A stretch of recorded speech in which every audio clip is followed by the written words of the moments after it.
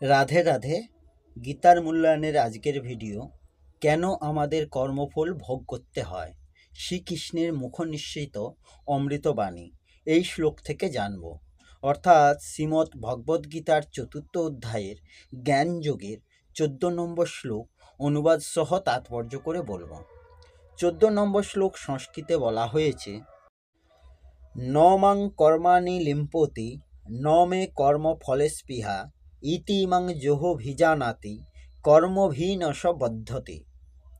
এর অনুবাদ হল, কোনো কর্মই আমাকে, অর্থাৎ পরমেশ্বর ভগবান বলছেন, প্রভাবিত করতে পারে না এবং আমিও কোনো কর্মফলের আকাঙ্ক্ষা করি না।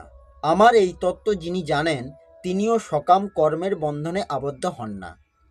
এই শ্লোকের তাৎপর্য হল, এই জড়জগতে যেমন সংবিধানে উল্লেখ থাকে যে রাজা কোনো ভুল করতে পারেন না অথবা রাজা রাষ্ট্রের আইনের অধীন নন, তেমনি এই জড়জগতের অধীশ্বর ভগবানও জড়জগতের স্রষ্টা হওয়া সত্ত্বেও কোনো কর্মের দ্বারাই আবদ্ধ হন না। যদিও তিনি এই জড়জগৎ সৃষ্টি করেছেন, তবুও এই জড়জগৎ সম্পর্কে তিনি সম্পূর্ণ নিরাসক্ত ও উদাসীন।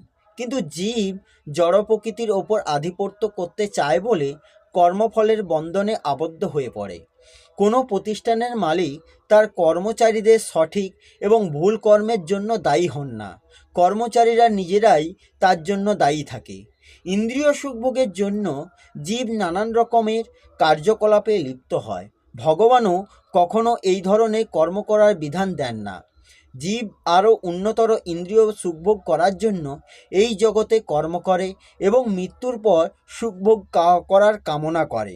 ভগবান যেহেতু স্বয়ং সম্পূর্ণ, তাই তার তথাকথিত স্বর্গসুখের প্রতি কোনো রকম আকর্ষণ নেই। স্বর্গের দেবদেবীরা সকলেই ভগবানের সেবায় নিয়োজিত দাস দাসী। মালিক কর্মচারীদের মতো নিম্নস্তরে সুখভোগ করতে কখনোই চায় না। ভগবানেরও তেমনি জড় সুখভোগ করার কোনো স্পৃহা নেই। তিনি জাগতিক কর্ম এবং তার পারস্পরিক ফল সম্বন্ধে নিরাসক্ত থাকেন।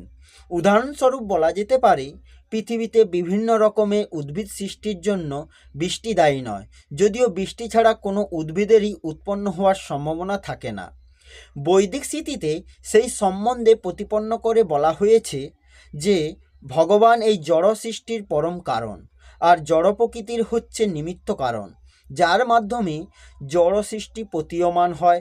সৃষ্ট জীব অনেক রকমের হয়, যেমন দেবতা, মানুষ, পশু পাখি, এবং তারা সকলেই তাদের পূর্বকৃত পুণ্য অথবা পাপকর্মজাত ফলের অধীন। ভগবান তাদের কেবল এই ধরনের কার্যকলাপের জন্য উপযুক্ত সুযোগ এবং প্রকৃতির গুণ অনুসারে বিধিনিষেধ প্রদান করে থাকেন, কিন্তু তিনি নিজে তাদের পূর্ব ও বর্তমান কোনো কর্মের জন্য কখনো দায়ী হন না। বেদান্ত সূত্রে বলা হয়েছে, ভগবান কখনোই কোনো জীবের প্রতি পক্ষপাতিত্ব করেন না। জীব তার নিজের কর্মসমূহের জন্য স্বয়ং দায়ী থাকে।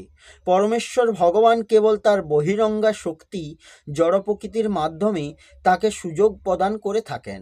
সকাম কর্মের এই জটিল তত্ত্ব যিনি বুঝতে পারেন, তিনি তার কর্মের বন্ধনে আবদ্ধ হন না। পক্ষান্তরে যে ব্যক্তি ভগবানের অপ্রাকৃত তত্ত্ব হৃদয়ঙ্গম করতে পেরেছেন, তিনি কৃষ্ণ ভাবনায় অভিজ্ঞ হওয়ার ফলে সেই কর্মের অধীন হন না। ভগবানের অপ্রাকৃত তত্ত্ব বুঝতে না পেরে যে মনে করে ভগবানও সাধারণ বদ্ধজীবের মতো কর্মবন্ধনে আবদ্ধ, সে কর্মবন্ধনে আবদ্ধ হয়ে পড়ে। কিন্তু যিনি পরম তত্ত্বকে উপলব্ধি করতে পেরেছেন, তিনি মুক্তাত্মরূপে কৃষ্ণ ভাবনায় দৃঢ়চিত্ত হতে পারেন। এই হল শ্রীমদ্ ভগবদ্গীতার ৪র্থ অধ্যায়ের জ্ঞানযোগের ১৪ নম্বর শ্লোক অনুবাদ সহ তাৎপর্য। আসবো পরের ভিডিওতে। রাধে রাধে। জয় শ্রীকৃষ্ণ। জয় গীতা।